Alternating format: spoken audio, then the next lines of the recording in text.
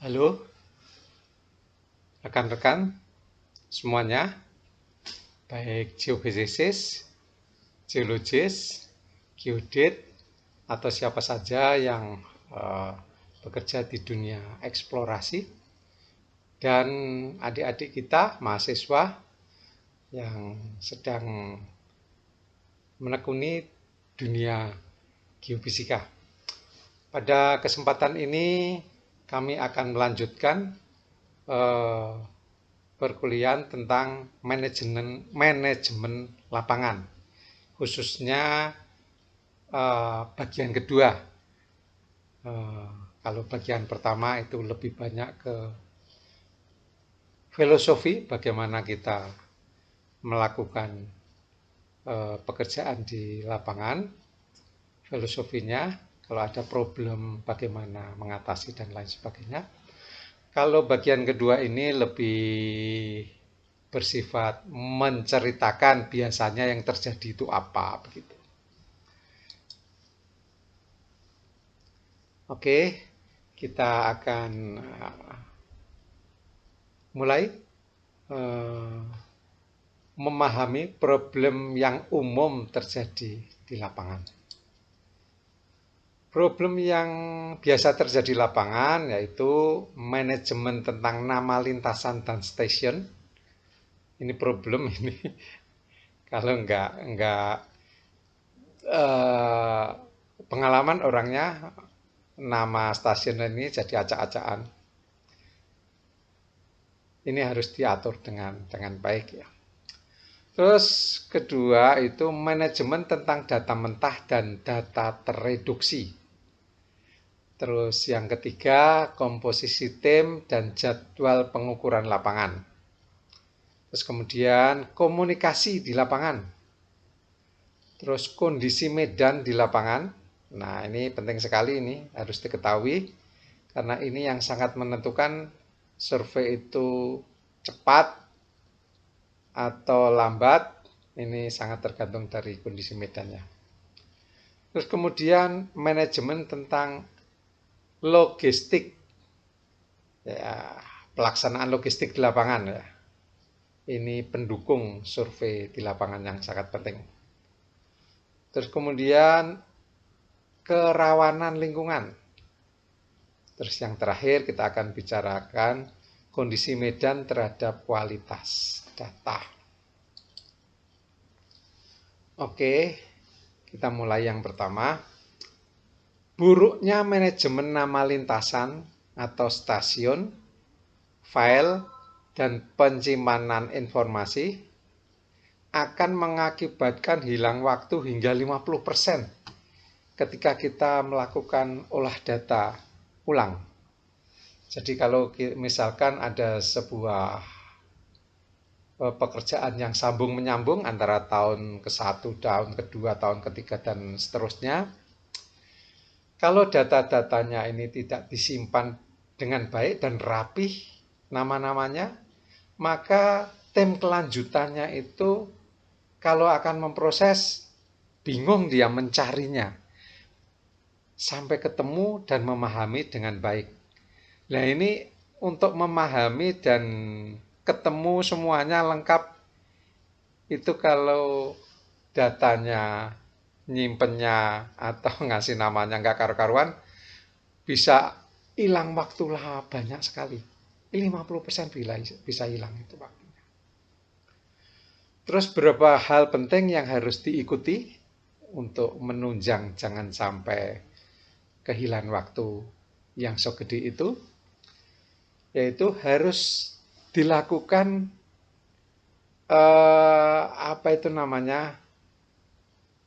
konsistensi, bahwa di lapangan itu di mana satu benda itu adalah satu nama. Ini di dalam dunia geofisika, kalau di rekan-rekan kami itu namain itu hukum pertama geofisika lapangan. Apa namanya? Satu benda satu nama. Ini penting.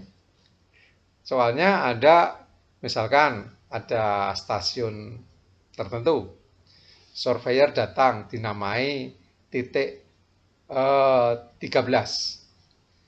Terus surveyor berikutnya pas nyimpang di daerah itu dinamai stasiun A B C D E F G H I J K L M M, dinamain namanya M.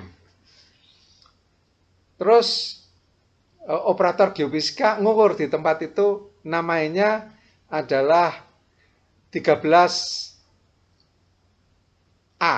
Nah, ini lain-lain lagi itu namanya. Begitu dicari barangnya sama, namanya lain-lain. Nah, kacau itu. Ya bisa sih kalau jumlahnya sedikit, tapi kalau sudah ribuan, itu akan bingung sendiri. Jadi satu benda, satu nama. Penting itu. Terus menggunakan cara bertindak dan berkomunikasi dengan cara yang konsisten. Jadi misalkan nama ya, komunikasikan namanya. Kalau makin ke arah timur, angkanya membesar. Makin ke arah utara, angkanya membesar. Nah, ini suatu perjanjian misalkan. Jadi sudah sistematis. Jadi jangan bulat aja. Ke kiri, ke kanan, namanya ungu, bulut-bulutan aja. Apalagi kalau lainnya nggak lurus ya, belok-belok itu. Seperti lain geologi itu. Wah, itu kalau nggak dikasih konsistensi yang kalau ke timur makin besar, kalau ke utara makin besar, angkanya gitu, akan pusing itu nanti. Kalau lainnya cuma sedikit, nggak masalah. Kalau sudah ribuan lainnya, pusing. Harus ada sebuah konsistensi. Data harus diatur dan dilengkapi penjelasan tentang teknik pengukurannya gimana. Spesifikasi alat yang digunakan apa? Spesifikasinya bagaimana? Teknik reduksinya bagaimana? Terus data-data penunjang yang digunakan, misal stasiun acuan pengukuran koordinatnya, stasiun acuan pengukuran elevasinya, stasiun acuan pengukuran gravitasinya, stasiun acuan pengukuran magnet, dan lain sebagainya, ini harus diketahui. Terus sistem proyeksinya bagaimana? Ellipsoidnya, datum yang digunakan itu bagaimana? Semuanya ini harus jelas, harus diketahui. Soalnya kalau ini tidak diketahui, tidak disampaikan di dalam sebuah informasi, dalam data itu, maka bisa kejadian data tahun A dengan tahun B begitu dikompilasikan akan beda, tidak sinkron. Dia akan ada seperti perbedaan begitu. Itu bukan karena salah ngukur, tapi salah acuan kadang-kadang, salah beda proyeksi, teknik reduksinya beda gitu. Nah, ini perlu diseragamkan. Untuk menyeragamkan itu harus ditulis informasi-informasi itu dengan jelas, sehingga bagi yang menganalisa atau mengolah data lebih lanjut, dia bisa mensinkronkan semuanya itu dengan baik. Kemudian data harus diatur dan dilengkapi penjelasan tabel koordinat dan elevasi stasiun pengukuran. Ada sebuah peta tanpa ada tabelnya, tahu-tahu ada titik-titik gitu aja, itu menyulitkan itu. Menyulitkan bagi mereka yang mau memproses ulang. Jadi selain ada peta, ada titik-titiknya, ada tabelnya juga. Begitu. Tabel data mentah yang lengkap sehingga memungkinkan untuk dapat diolah kembali. Nah, dengan mengambil dari tabel Excel atau apa gitu yang diberikan, tentunya akan mengolah kembali itu akan gampang. Terus informasi kesalahan total dari masing-masing komponen pengukurannya.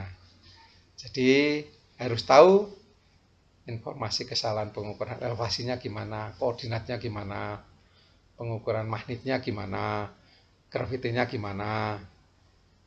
Jadi kalau diketahui semuanya itu, kita tidak sembarangan mengkompilasikan data. Jadi tidak mungkin data dengan kesalahan besar langsung digabungkan dengan data berkesalahan kecil. Itu yang punya kesalahan kecil jadi sayang. Sayang, itu terimbas menjadi gede semua nanti kesalahannya itu. Atau sebaliknya, menjadi kecil semuanya tapi orang jadi bias. Itu kan, jadi harus diketahui tingkat kesalahan masing-masing sehingga bisa dipilah-pilah data itu nanti dalam kompilasinya. Dalam menyusun komposisi tim dan jadwal pengukuran harus diperhatikan ini. Kecepatan produksi masing-masing tim. Ketahanan pelaksana pengukuran di lapangan. Terus kemungkinan hilangnya waktu akibat logistik, cuaca, alam, dan lain-lain. Produksi masing-masing tim harus diketahui. Kalau tim magnet kecepatannya harus berapa. Kalau memang itu daerahnya perlu rintisan itu tim rintis kecepatannya harus berapa. Jadi, satu tim magnet atau gravitik katakanlah harus diimbangi dengan kecepatan tim rintis, diimbangi jumlah tim rintis yang seimbang.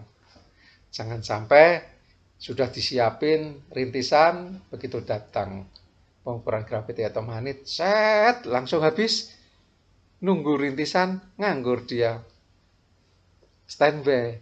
Nah ini jangan sampai terjadi.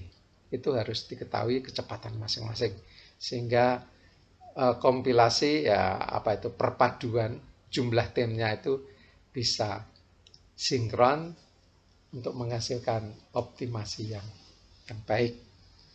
Ketahanan pelaksana itu juga harus diketahui. Yang satu tahannya ngukur hanya dapat 10 titik, yang satu bisa dapat 15 titik. Net ini sesuatu yang harus diperhitungkan. Jangan dianggap semua 15 titik, nanti akan keteteran ini yang satu karena memang dia nggak tahan, nggak kuat begitulah. Ini harus diperhitungkan semuanya. Terus kalau kita berbicara tentang komunikasi, itu harus memilih para pelaksana survei yang kompak agar dapat bekerja sama. Komunikasi itu perlu kerjasama. Tanpa kerjasama yang baik, komunikasi ya bisa lebih nggak menunjang lah untuk suksesnya sebuah survei. Terus berkomunikasi sesama pelaksana lapangan. Ini berkomunikasi antar pelaksana lapangan dengan koordinator lapangan. Nah, ini maksudnya begini. Jadi harus kompak, kerjasama ya semua tim itu. Antar sesama yang di lapangan, tim satu dengan tim lain komunikasinya baik. Tim yang di lapangan dengan koordinator di base camp juga harus baik. Sehingga kalau ada segala sesuatu yang diperlukan antara tim satu dengan tim lain bisa saling membantu. Tim yang ada di base camp bisa memberikan support dan lain sebagainya kalau komunikasinya baik.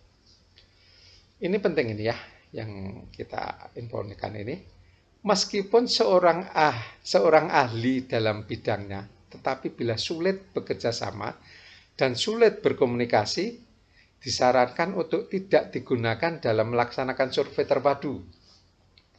Kalau orangnya egois, orangnya sulit komunikasi, misalnya kerja sendirian gitu, untuk kerja tim tidak akan menunjang kesuksesan dengan baik. Komunikasi itu harus dengan cara yang sederhana, yaitu mudah dimengerti, tidak mempunyai arti ganda, tidak memberi kesan negatif atau menakutkan. Ini penting. Mudah dimengerti. Orang kalau ngomong jangan bertele-tele. Ada kan orang ngomong maunya A tapi muter aja orang sehingga bingung aja apa yang dimaksud dengan A, dengan maunya dia. To the point aja, maunya apa? A, udah A. B, apa B. Jangan muter-muter nggak karuan. Terus jangan sampai mempunyai arti ganda. Nah, ini bahaya. Misalkan A bisa diartikan B, B bisa diartikan A. Wah, ini gawat. Jadi harus eh, jangan sampai mempunyai arti ganda. Terus menyeragamkan, diseragamkan, isyarat komunikasi ya. Nama benda juga sistematika berpikir. Nah, begini.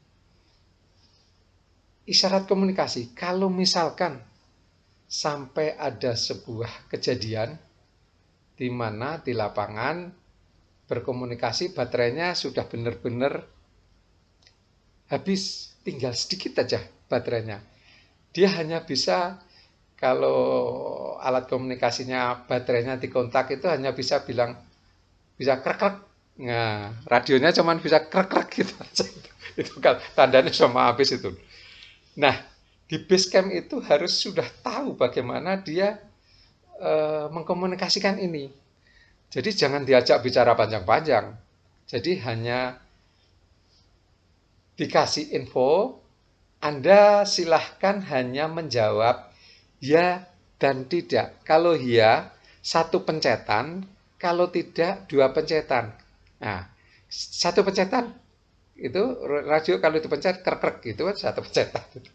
Kalau tidak dijawab krek-krek, lalu krek-krek lagi lah, sudah itu.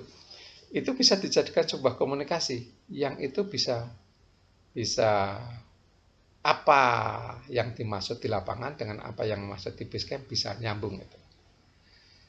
Terus nama benda, ya nama benda itu harus satu benda satu nama, jangan satu benda dinamakan macam-macam. Ada mobil yang ini dinamakan mobil Mitsubishi, yang ini nyebutnya mobil truk, ini nyebutnya mobil A. Ya jelas harus, kalau kita gunakan mobil ABCD, ya ABCD semuanya. Nah, kalau kita bilang yang Mitsubishi ada 3, ada 4 kadang-kadang.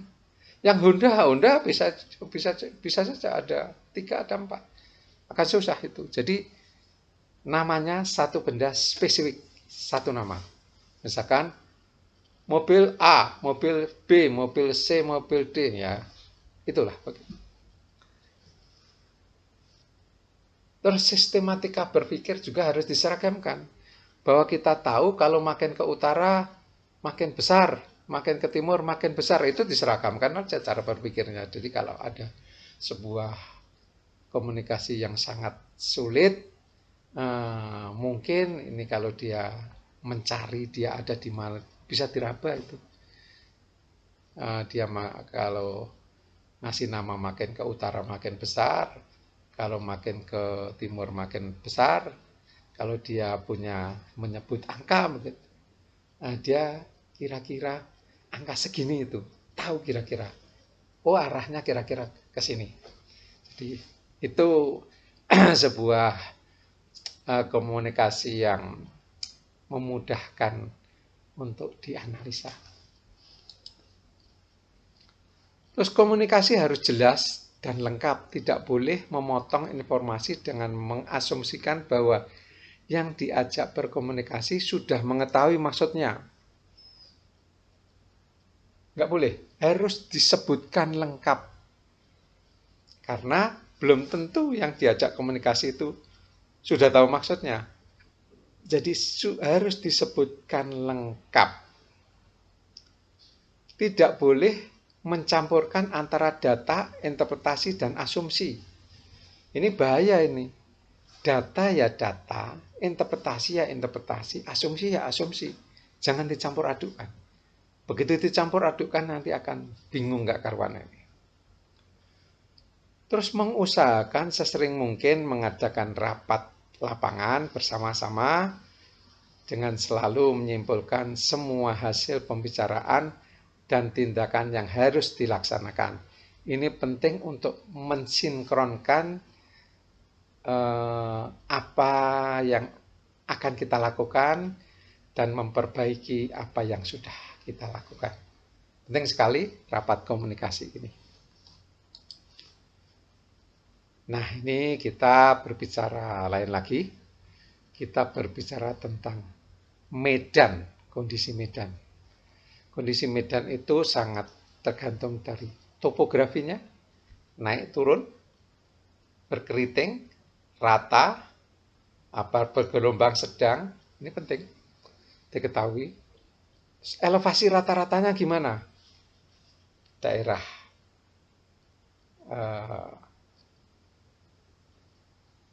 pinggir laut, daerah datar bawah ya, daerah yang sedang, daerah yang tinggi seperti di gunung-gunung, ini akan sangat mempengaruhi kinerja.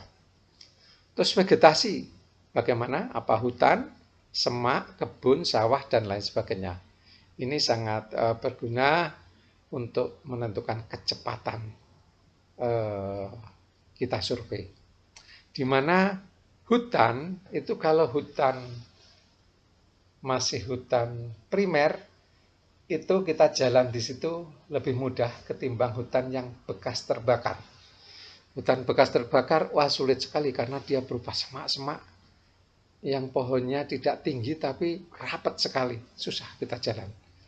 Hutan yang primer justru itu sangat mudah karena pohonnya tinggi-tinggi, gede-gede, bawahnya relatif kosong. Terus infrastruktur. Jalan, mobil, jalan setapak, perumahan, ada pasar, listrik, air, dan lain sebagainya. Ini penting diketahui untuk menunjang jalannya survei. Terus cuaca ini juga sangat mempengaruhi. Hujan, kabut, panas, dan seterusnya. Nah, ini ada sebuah tabel yang mempermudah kita mengetahui bagaimana keadaan cuaca terhadap kondisi medan. Ini sebelah sini kita membuat kondisi medan dengan parameter ketinggian elevasi. Ini ada ketinggian di bawah 1.500 meter. Ini elevasi antara 1.500 sampai 2.000. Ini di atas 2.000. Nah, ini kondisi musimnya. Ini hujan, musim peralihan, ini kemarau. Jadi kalau di bawah 1.500 meter, musim hujan, ya biasanya hujan. Peralihan ya kadang-kadang hujan, kadang disertai dengan angin kencang, petir. Ya ini penting diketahui ini. Kalau kita bekerja di dunia yang terbuka, petir itu cukup bahaya pada kondisi seperti ini. Terus kalau musim hujan, ya hujan, kemarau, maksud kami ini kemarau, ya jarang hujan, kemarau panas sekali kadang-kadang ini. Sehingga perlu banyak membawa minum begitu. Terus kalau elevasi 1.500 sampai 2.000 pada musim hujan, ya biasanya hujan dan sering berkabut setelah jam 1. Pada musim peralihan kadang-kadang hujan dengan angin kencang dan sering berkabut setelah jam 1 siang.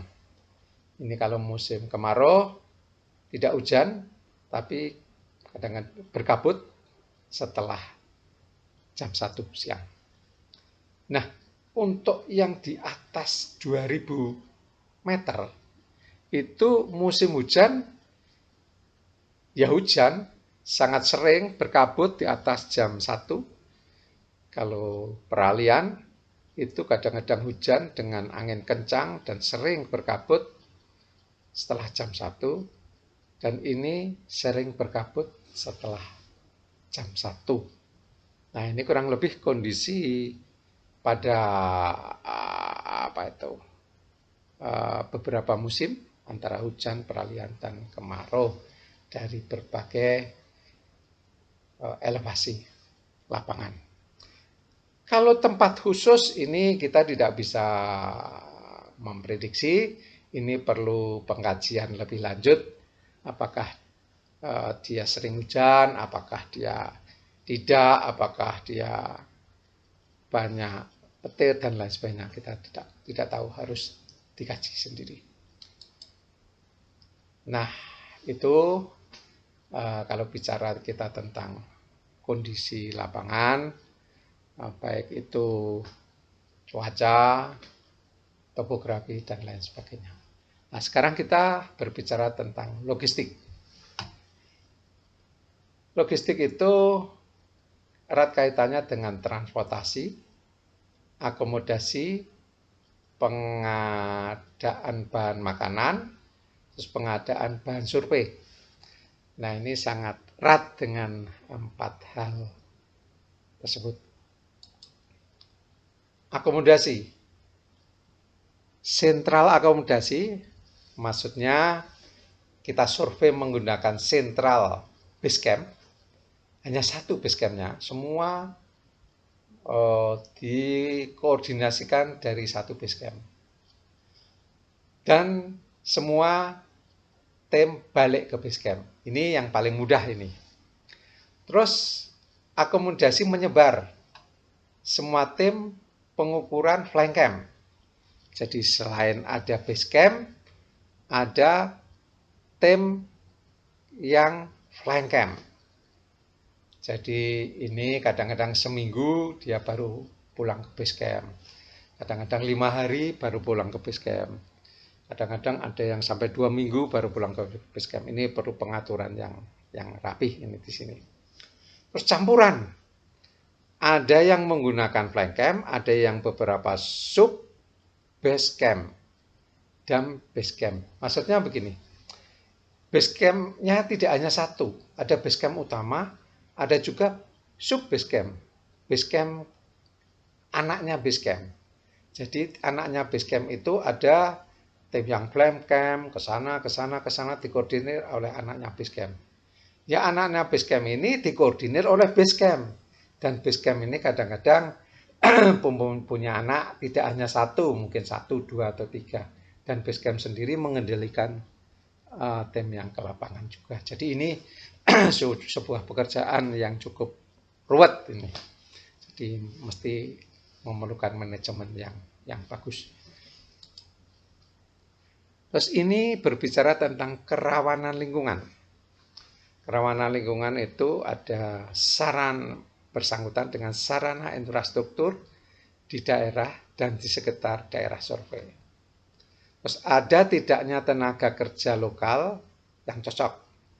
Terus ada tidaknya budaya-budaya lokal yang mendukung atau bahkan mengganggu terlaksananya survei.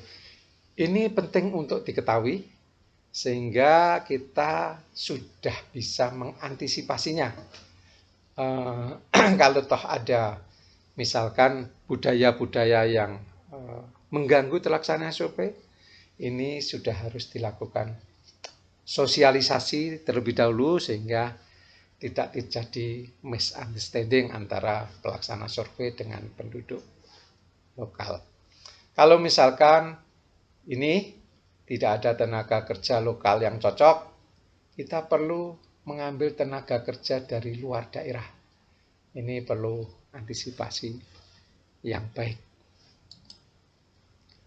Ini kalau kondisi medan terhadap kualitas data ini suatu hal yang perlu diantisipasi sebelum kita mendesain survei. Ini penting karena misalkan suatu topografi yang naik turun itu satu contoh. Kalau kita survei gravity itu koreksi terennya akan sangat besar, otomatis errornya juga besar.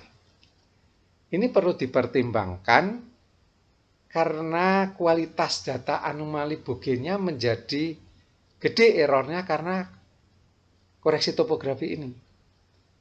Perlu dipertimbangkan. Besarnya ini sudah mendekati atau bahkan melampaui dari error yang dipersyaratkan dalam survei itu. Kalau sudah melebihi atau mendekati mesti hati-hati. Kalau melebihi, ya lebih baik nggak usah dilakukan survei. Nah, karena akan tidak berguna hasil survei itu. Tapi kalau sudah mendekati, mesti hati-hati. Ini tentang topografi. Demikian juga kalau misalkan kita survei seismik, itu harus hati-hati benar ketika kita mengkoreksi eh, apa itu elevasi masing-masing shot point. Ini kalau keliru itu akan mengakibatkan proses yang salah sehingga datanya akan buruk. Jadi ini harus diantisipasi dengan baik. Terus kondisi tanah atau litologi. Ini penting untuk diketahui bahwa kalau kondisi tanahnya kering, tentunya akan stabil kalau kita menanam alat di situ.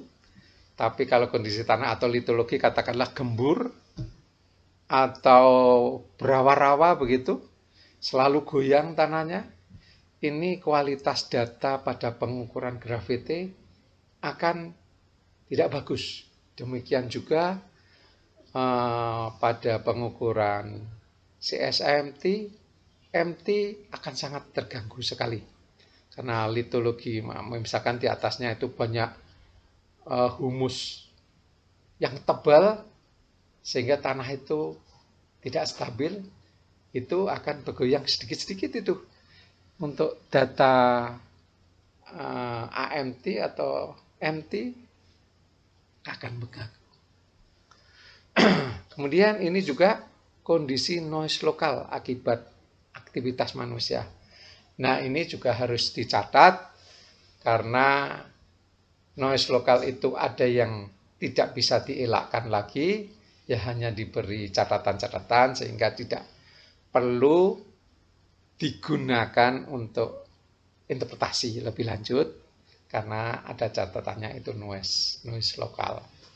Tapi ada noise lokal yang masih bisa diatasi, katakanlah yang biasa kita ngukur pada siang hari sangat gaduh, dekat-dekat situ kita ngukurnya pada malam hari mungkin agak sedikit apa itu namanya berkurang gitu noise-nya. Nah, itulah yang kita jelaskan bagaimana pengaruh-pengaruh baik itu kondisi yang mempengaruhi data, noise dan lain sebagainya karena akibat lokal, ataupun kondisi-kondisi lapangan yang mempengaruhi kecepatan produksi dan mempengaruhi kesulitan melakukan survei. Nah, sekarang kita mau berbicara tentang hal yang beda. Ini kita sebut dengan mengejar anomali. Yang dimaksud mengejar anomali itu adalah kalau kita survei, daerahnya sudah kurang lebih, land-nya sudah ditentukan, lokasi sudah ditentukan, kita kerjakan itu. Tapi tiba-tiba ada sebuah anomali yang masih membuka, land-nya habis. Nah, ini harus kita kejar. Kalau ada tiba-tiba ada anomali yang relatif lebih kecil, di mana antara land satu dengan land yang lain tidak mengcover antaranya itu. Nah, ini perlu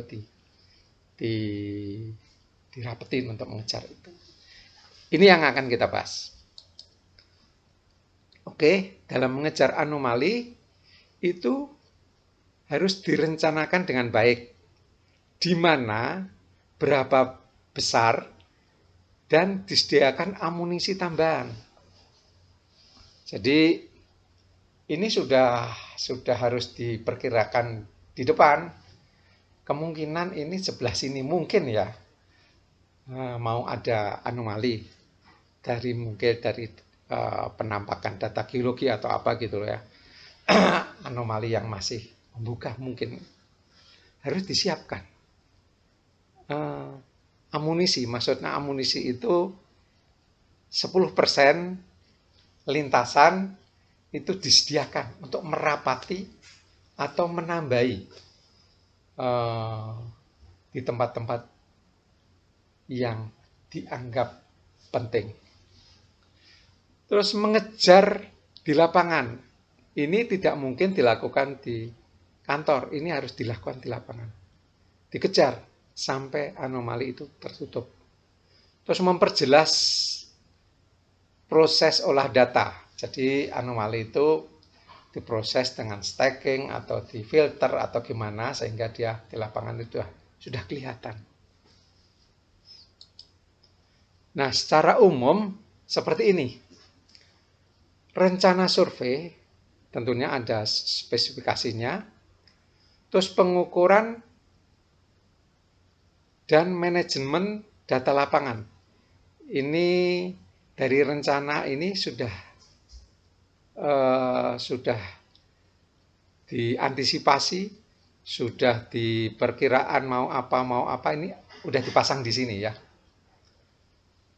Terus dilakukan di lapangan, kemudian dilakukan kontrol kualitas.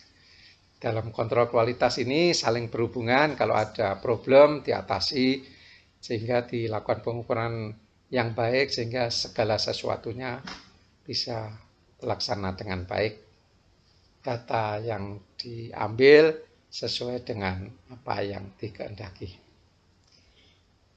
Nah, kemudian kalau ini sudah clear semuanya, tapi setelah dibuat sebuah kontur atau peta, terdapat anomali yang masih meragukan. Misalkan jarak line-nya itu 200-an meter. Ternyata antara dua line ini ada sesuatu kesamaan. Mungkin di tengah-tengahnya ini akan ada sambungannya. Tetapi kita ragu-ragu.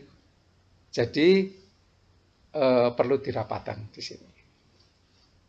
Nah, dengan mengejar anomali ini ditemukan anomali. Nah, setelah ditemukan anomali yang seperti kita bicarakan tadi, ada dengan cara diperjelas, dengan diolah, nanti akan makin tampak, noise-nya makin dibunuh. Nah, kemudian yang kurang di lapangan dirapetin datanya, kemudian yang masih terbuka ditutup, tambahin datanya sehingga anomali yang didapat itu tidak nanggung begitu. Dari sini kemudian dilakukan interpretasi kualitatif dan juga diinterpretasi kuantitatif. Nah, ini saling memberikan input sehingga akan mendapatkan sebuah hasil yang optimal. Begitu kira-kira. Tapi dari semuanya ini harus sukses dulu. Setelah sukses, ketemu anomali, ini harus diusahakan tertutup anomalinya, jangan sampai ada yang bolong. Kemudian dilakukan interpretasi kualitatif dan kuantitatif selalu saling mengisi. Nah, ini kalau kita berbicara dengan pengejaran anomali di lapangan, itu ditambah lintasannya pada anomali yang masih membuka. Pertama ini ya, kedua diperapat lintasannya untuk memperjelas keberadaan anomali. Terus diperapat pengukurannya untuk meningkatkan ketelitian. Jadi kalau misalkan dalam satu line itu diperkirakan itu ada, ini mungkin ada dua benda atau bagaimana begitu, dirapetin sehingga resolusinya itu meningkat, sehingga kita bisa memisahkan kalau misalkan itu ada dua benda, tidak hanya satu benda begitu. Terus dan itu langsung dilakukan di lapangan evaluasinya. jangan sampai ini dibawa ke kantor. Ini pengambilan keputusan ini harus di lapangan, sehingga kita pulang ke kantor sudah membawa sebuah data yang benar-benar bisa mengungkapkan anomali yang tuntas. Ini di lapangan bisa juga kita memperjelas anomali, difilter untuk menghilangkan noise, diperjelas dengan menggunakan filter ya, ditonjolkan. Terus dipisahkan antara anomali regional dan sisa. Ini bisa dilakukan di lapangan. Misalkan survei gravity regionalnya diproses, kemudian anomali yang didapat dikurangkan, maka keluarlah sisanya. Dari situ akan keluar anomali yang dicari. Nah, itu apakah masih membuka, kurang lintasan, atau sudah tertutup? Nah, ini akan bisa dikejar dan juga mempermudah interpretasi. Terus kemudian dengan cara ini itu akan memudahkan penentuan posisi interpretasinya. Jadi di mana akan ada suatu barang yang dicari itu akan lebih pas lah daripada anomalinya itu masih apa itu namanya, ragu-ragu, ada yang membuka, ada yang kurang rapat dan lain sebagainya. Terus menghilangkan noise, yaitu mematikan data yang benar-benar diakibatkan oleh noise atau kesalahan manusia. Jadi ini catatan-catatan kecil di dalam filebook penting, sehingga kalau itu memang noise, dibunuh aja, nggak usah dipakai datanya. Jadi tidak mengganggu yang lainnya. Terus menghilangkan frekuensi yang tinggi, dihilangkan. Frekuensi tingginya itu sama dengan menghilangkan noise. Terus dilakukan smoothing dengan derajat yang rendah, jangan derajat tinggi, nanti hilang semua anomalinya. Kalau derajat tinggi itu akan menonjolkan, maksud kami akan menghilangkan noise. Terus memisahkan efek regional dan lokal seperti yang saya ceritakan tadi. Memisahkan kondisi geologi regional dan lokal untuk menentukan tren regional. Ini perlu dilakukan dengan cepat di lapangan. Biasanya kita bisa menggunakan low pass filter dan dicocokkan dengan pola geologinya. Kalau sudah cocok, mungkin itulah yang pas untuk diproses lebih lanjut. Ini memilih filter yang tepat untuk memproses anomali regional. Bisa kita pilih dengan beberapa teknik filter. Misalkan kita pilih yang saya sebut tadi, misalkan pilih low pass atau trend surface analysis atau apalah yang paling cocok.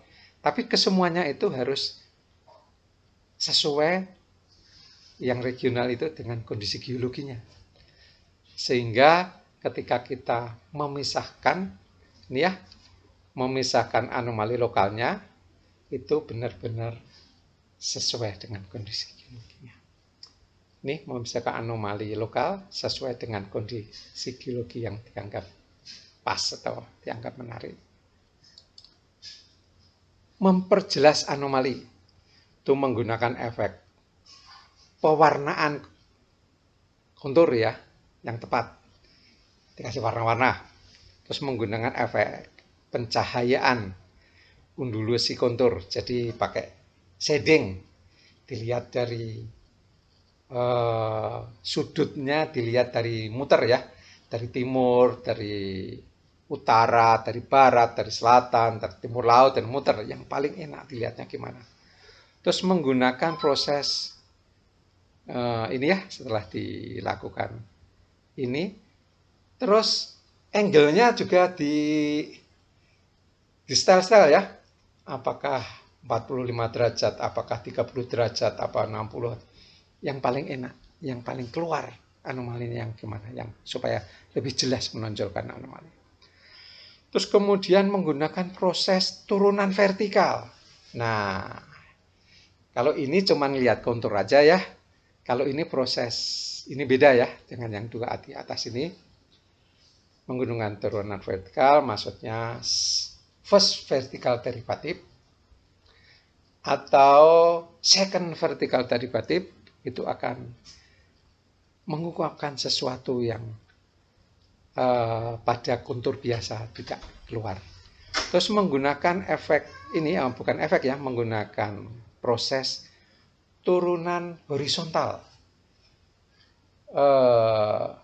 ke arah X atau ke arah Y, terus dua-duanya digabung, itu sangat membantu sekali memperjelas anomali. Terutama yang ini, yang turunan horizontal ini akan sangat membantu kalau kita narik sesar. Nah, itulah yang dapat saya sampaikan dari mulai manajemen nama-nama lintasan, titik amat, dan lain sebagainya, sampai bagaimana kita memperjelas anomali. Dan semuanya itu sebaiknya dituntaskan di lapangan. Sehingga kalau kita bawa data itu ke kantor, proses selanjutnya akan sangat mudah, tidak ada sesuatu yang kurang. Sehingga di kantor tinggal hanya mempermak sedikit olahan datanya, olahan lanjutnya, advance-nya, kemudian kita memodelkan dan interpretasi dengan cepat. Begitu yang dapat saya sampaikan, mudah-mudahan berguna bagi rekan-rekan semuanya. Assalamualaikum warahmatullahi wabarakatuh.